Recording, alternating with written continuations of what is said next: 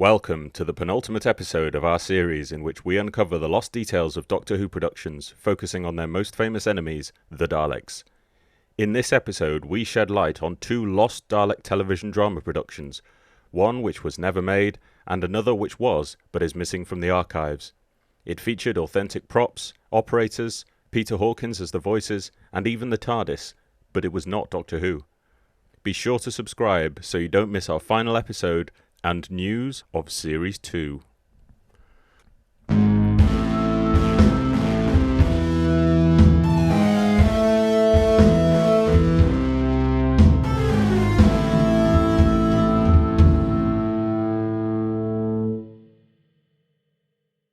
It was not unheard of for the Daleks to make appearances in other shows, some more frivolous than others, such as here in the Wayne and Shuster comedy series in 1965.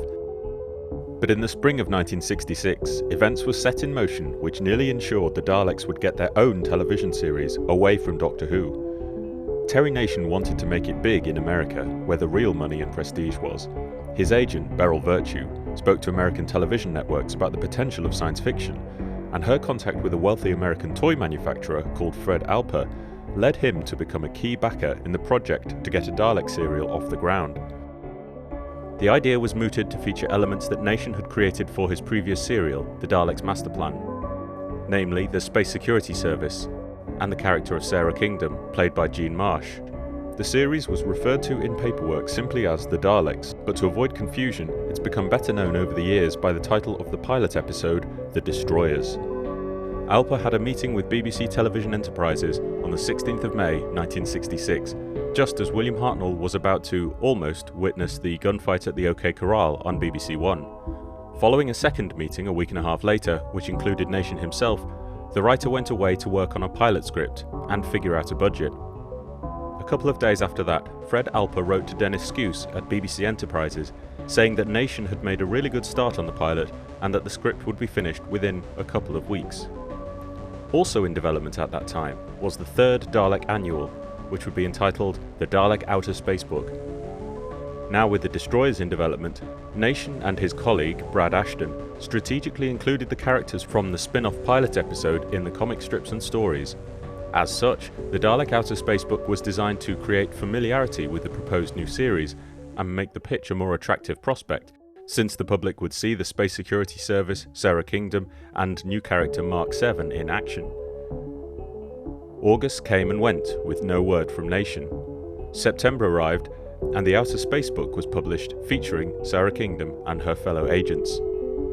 3 weeks into October, Nation finally produced the pilot script, which was received well, and the budget landed on the BBC's desk at the start of November.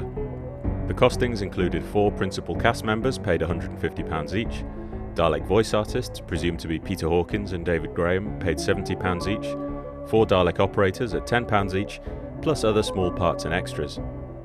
Because of his current work on the TV series The Baron, Nation was keen for his new Dalek programme to be in colour, believing it would sell more merchandise. The BBC reaction wasn't entirely enthusiastic. Firstly, they pointed out his budget made no allowance for the colour prints, and the 2 colour Doctor Who movies already meant that a colour Dalek TV series was not a unique prospect. Furthermore, they warned Nation that the BBC had very serious reservations as to the audience pull of the Daleks at this late stage. It seemed the American market might be the only place that more money could be made. And so in a letter dated the 11th of November 1966, it was confirmed that a US network was where the pilot would be aimed at, although it would most definitely be a British show. Apparently, America's ABC network had read Nation's pilot script and responded favourably, as long as the series was an adult science fiction programme and not aimed at children. Nation suggested to the BBC that he would go ahead with the project with or without the corporation's help.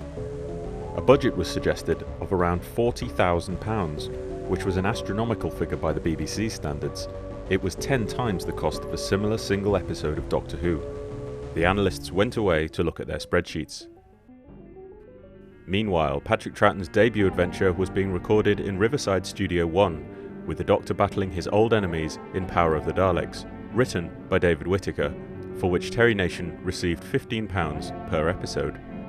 Part 4 of this adventure was recorded on the 12th of November 1966. The reason that Nation was pushing for a quick deal and making comments about going ahead without the BBC was because there was a time constraint.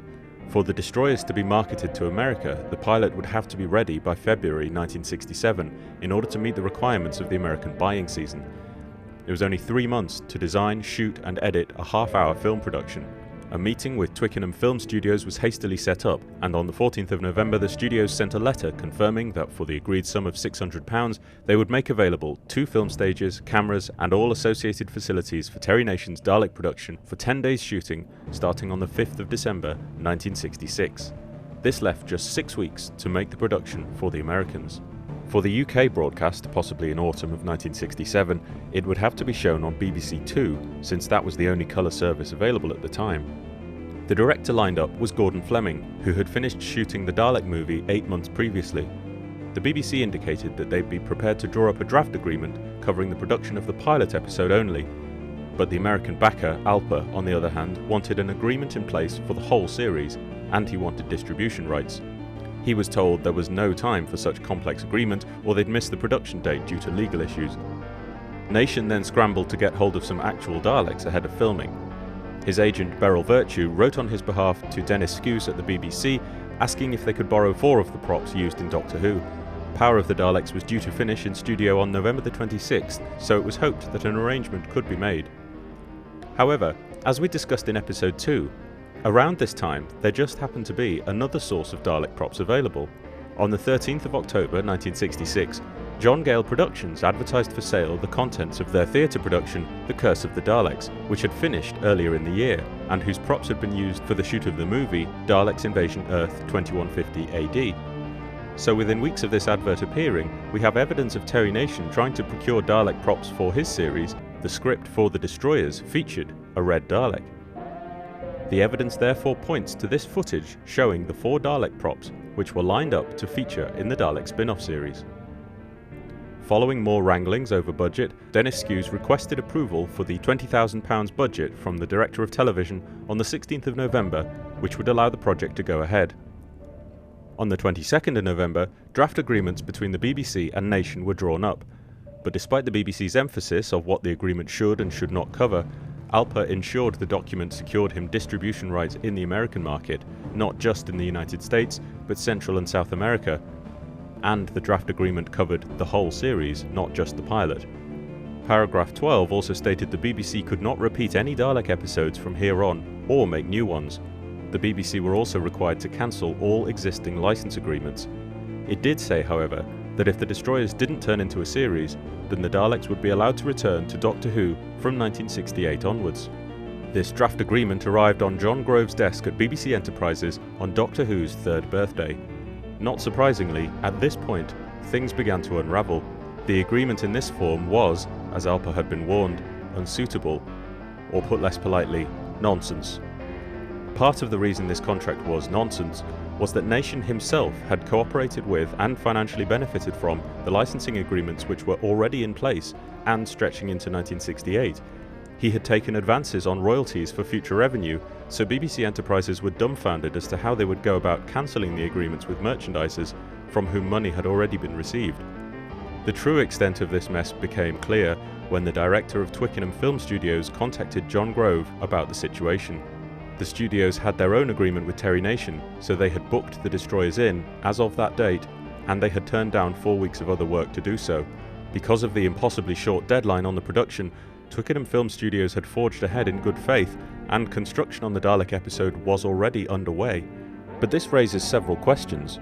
What could construction mean other than set building? That would mean designers had been employed and plans drawn up.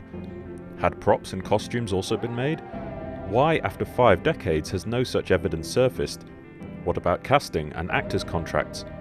Speaking in 1999, Jean Marsh, who had played Sarah Kingdom, was completely unaware that the series had ever been in development. I might have done it for a short time, for fun, but I wouldn't have done it for 5 years or anything. I liked playing Sarah Kingdom, but I do think that 8 episodes was enough.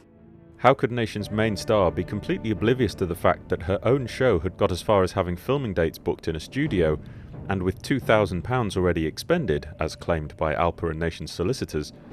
Feeling that events were running out of control, John Groves asserted the BBC's position that no suitable agreement had ever been drawn up, no budget procured, and that all discussions had been hypothetical, but he nonetheless sent off the script to David Attenborough, controller of BBC Two, to inquire whether this channel would be interested in broadcasting such a programme, should it ever come to fruition. Head of serials Sean Sutton gave his thoughts on the pilot, basically that it was shallow but fun. And he interestingly notes that Sarah Kingdom is, of course, now a regular in various Dalek publications, exactly as Nation had contrived it to be. But the Alpa and Nation camp reacted badly to Enterprise's cautionary comments. They accused the BBC of pulling out of the deal and complained that they had proceeded in good faith following positive meetings. If the project was now abandoned, Alpa and Nation had incurred costs that they would not see back. They very magnanimously said they would not ask for the BBC to contribute to these costs. However, there was just the small matter of the rights of the Daleks. Mr. Nation's solicitors said he was keen to get his series made, so if the BBC wouldn't mind just signing over all the rights to the Daleks, then Mr. Nation could get on with making it. A bewildered BBC Enterprises responded by saying that firstly, the draft agreement was still with their legal team, secondly, they were waiting for decisions on approval for the budget, and thirdly, if Nation and Alpa are going ahead without BBC backing, how can it also be abandoned? Seeing no logical reason that the project would not continue, Enterprises politely replied that they could perhaps complete negotiations soon. By this time, it was mid-December, and Nation and Alpa solicitors' reply insisted that the 1967 buying season was going to be missed, and all was lost. They also stated that their clients didn't wish to argue over past history, and that they had no desire to continue to attempt to deal with the BBC. They asked for confirmation that the BBC would now hand over all the rights to the Daleks. They were prepared to grant the BBC 2.5% on any future profits. The existing arrangement already gave the BBC 50%. On the 23rd of December, the BBC's position on the matter was effectively decided by David Attenborough. For one thing, he thought it improbable that his BBC Two channel could be allowed to steal the Daleks away from the controller of BBC One, but for another, he had only 30 hours of programming at his disposal, and he had no place for such a series. Meanwhile, the rumblings about losing the Daleks had made their way to the Doctor Who production office. But with no agreement yet signed, which prevented Dalek series being made by the BBC, David Whittaker was able to be commissioned to write a storyline, which he submitted on the 4th of January.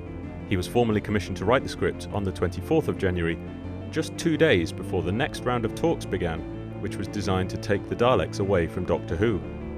Terry Nation, Beryl Virtue and Tony Bostock attempted to hammer out a deal which would allow the Destroyer's pilot and subsequent series to be made. The corporation would get a paltry £15 for every spin-off episode which featured the Daleks, in reflection of the paltry £15 that Terry Nation was paid whenever the BBC used them in another writer's story. The BBC emphasised that it couldn't cancel any existing licenses or halt any overseas agreements that were in place, and that some things would have to run their course. They agreed not to repeat any Doctor Who episodes with the Daleks and not make any new Dalek stories. But the wheels were already in motion for Evil of the Daleks, so it seems as if this would be one of those things that was allowed to run its course. It looked as if the BBC had just squeezed in one final Dalek story before that avenue was closed off to them. And in a letter dated the 2nd of February, the BBC head of copyright confirmed in writing that Terry Nation was agreeing to license the coming serial only on the condition that the BBC do their best to ensure it was screened before the end of September or the end of the year at the absolute latest. This seemed to be all that was needed for the spin-off series to get underway. But the Nation camp chewed it over, and on the 20th of March, they said they felt they couldn't launch a series without more control over the Daleks. They therefore said that the contract should be very slightly tweaked to add film rights, comics, annuals, books, games, records, stage plays and radio broadcasts. The BBC agreed, as long as the restrictions related only to the launch of the spin-off series. Evil of the Daleks went before the cameras in April, but in June, the two opposing legal departments were still trying to nail down the details of the rights agreements for the Destroyers. Midway through broadcast of Evil of the Daleks, Dennis Skews wrote a written summary of the whole torrid affair, and noted that as of that time there had been no word from Nation for months.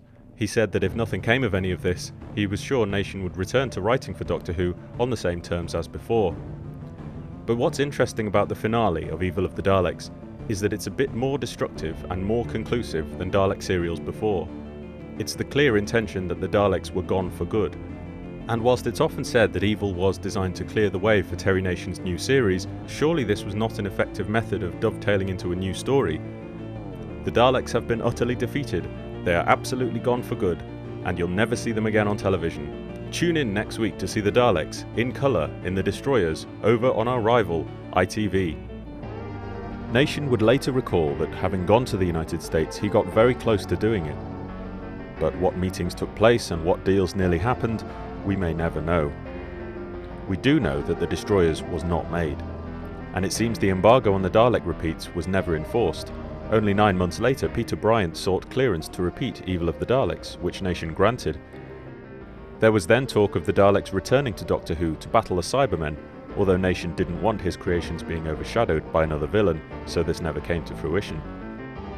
Despite the Destroyers not being made for television, 50 years later an audio adaptation was made by Big Finish Productions, so the essence of this lost adventure can now be enjoyed.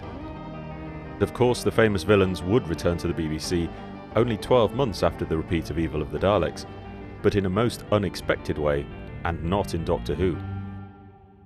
At that time, there were 6 props doing the rounds, although one lived in the workshops of Shawcraft, who originally built them. It was by this point fairly typical for the Daleks to be loaned out for charity and publicity, and their first known appearance after recording their final end was this fundraising drive for a swimming pool in Andover, alongside local band The Trogs. The United Reformed Church at Malden in June 1967 saw a different Dalek, also painted with a black dome. It was the same prop which appeared when the BBC launched their colour transmitter service in South Wales. Then, in October, the aliens were back in Wales for this visit to BBC Cardiff. A month later, this photo shoot for Blue Peter saw 3 Daleks help launch the Designer Monster competition, and a couple of days after that, this publicity stunt took place on Downing Street, fundraising for cancer relief. Running into the new year of 1968, 2 Daleks appeared at the Boys and Girls exhibition at Olympia. And then, in April, the monsters flanked Patrick Moore on The Sky at Night. That summer, Season 3 of the anthology series Out of the Unknown was being made, and just like Doctor Who, it had been created under the supervision of Sidney Newman. Irene Shubik had approached Newman with the desire to make a science fiction version of Armchair Theatre, and television writers were drafted in to adapt works by known science fiction authors such as Isaac Asimov. One such writer was Terry Nation, who adapted Ray Bradbury's The Fox and the Forest for Series 1. Now, 12 months after the Destroyers debacle, Terry Nation was contacted by the Out of the Unknown production team, but this time it was concerning rights issues. A short story had been found in Astounding Science Fiction, published 20 years prior, called Dreams Are Sacred, which was chosen for adaptation into an episode of Out of the Unknown. The original story was written by Peter Phillips and featured a dreamworld battle of wills in which bug-eyed monsters are conjured by one of the protagonists and the other responds by creating a phone booth in order to call the cops. And at the end of the story, he dreams up a Colt 45 and uses it to shoot an attacking creature. Producer Alan Bromley was keen to broaden the appeal of the story, and the idea was hatched that the generic monsters could be replaced with more familiar icons of British television, the Daleks. But they would need the permission of Terry Nation. After the previous year's tug of war over rights, the production team had a backup plan. They would approach Kit Pedler and Jerry Davis for use of the Cybermen instead. Thankfully, there was no issue, and plans went ahead, with David Climie drafting the script adaptation, retitled Get Off My Cloud. On the 8th of August 1968, 3 of the available Dalek props arrived at Ealing Studios. 3 experienced Dalek operators were employed: Kevin Manser, Robert Jewell, and Murphy Grumbar. The first sequence for which the Daleks were needed was a flashback set in a remote farmhouse. The young character of Pete Parnell, played by Robert Duncan, had nightmares about the Daleks from Doctor Who bursting into his room. Although this episode is lost from the archives, a very short audio recording survives of this scene. The quality isn't the best, but it's the only surviving record of Peter Hawkins' dialogue, which was recorded on the 22nd of August 1968. In the scene, young Pete has told his father about his nightmares, and Parnell Sr. shows him a photograph of a cowboy gun, a Colt 45.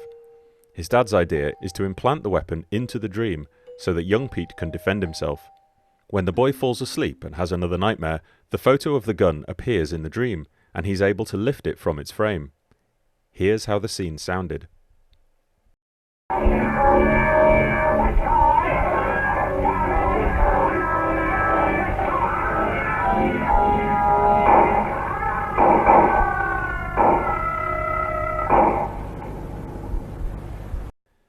an adult, Pete Parnell, played by Donald Donnelly, relates his childhood experience to a psychiatrist, Peter Barkworth.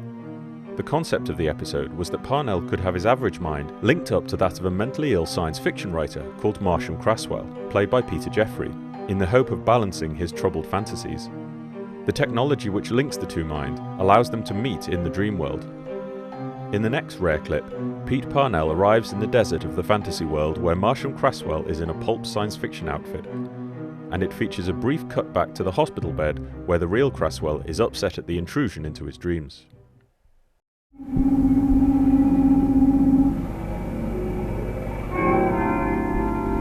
How do you do? Marsham Craswell, I presume? No, go away! Oh, you certainly do handsomely. Over a minute ago, you were white as a bedsheet. You are an Earthman. What? In the next clip, Parnell decides to telephone for help to fight the dragons they're facing, and he conjures up a phone box to place the call. But, to dovetail with the use of the Daleks, the Doctor Who iconography was applied here too, and the Out of the Unknown production team borrowed the genuine TARDIS prop.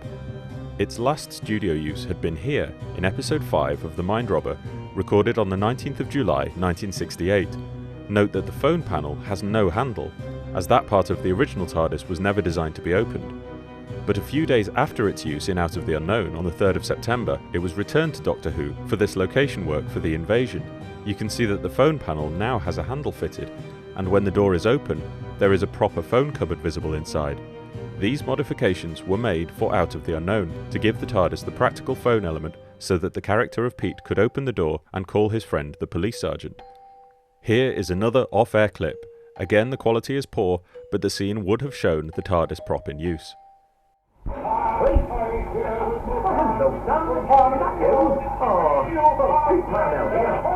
Could you get to see when the boy's over? Just a minute. Keep it down, will you? I can't hear you think. What?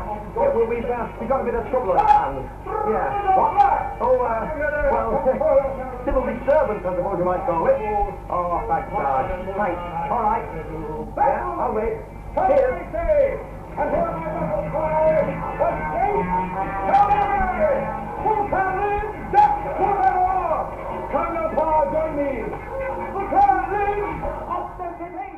But there's one thing the psychiatrist didn't count on: the childhood nightmares of the supposedly boring Pete Parnell, and as a result, the Daleks appear in the dream world.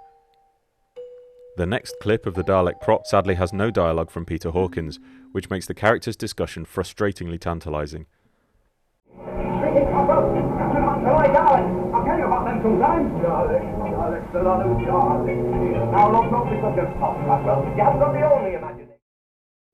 By a strange quirk of fate, just after Out of the Unknown was recorded, the Doctor Who story The Mind Robber was broadcast, and their storylines were remarkably similar. It too featured nightmares which became real, and was set in a fantasy world which could be altered by those inside it.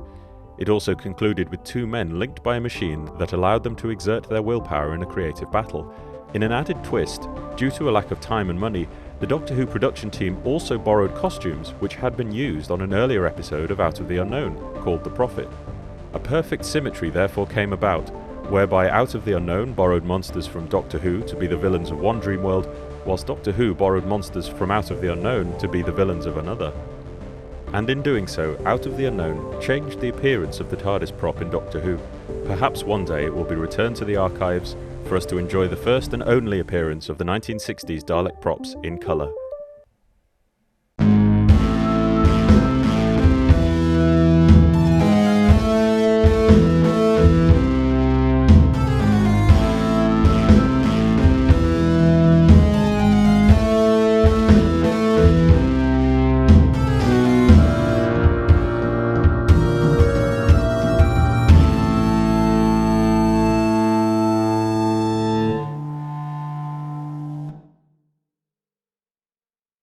The monsters flanked Patrick Moore on The Sky at Night. Such a child.